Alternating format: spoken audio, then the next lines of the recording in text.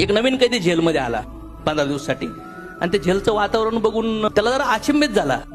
तो दुसऱ्याकडे गेला आणि म्हणला, अरे मी जसा जेलमध्ये आलोय तसा हा कैदी रोज भगवंताची पूजा करतो, प्रसाद वाढवतो, आरती गातो, आणि 12 वाजता येऊन याला रोज फटके देतात.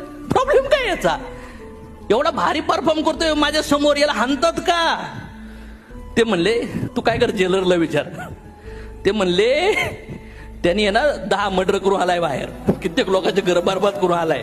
त्याला दिवसभर फटके देऊन फाशी देणार होते, पण त्याचे चांगले कर्म बघून आहे ना त्याची सजा थोडी कमी केली. हे त्याला माहिती आहे, म्हणून त्याला त्रास नाही होत. समज में आ रहा है क्या? त्या कैद्याला त्याचा भूतकाळ माहिती होता म्हणून खुश होता. त्या दुःखात पण तो भोगत. डोंट रन अवे, भोगा त्या गोष्टीला. किती पण संघर्ष येऊन द्या, सहन करा.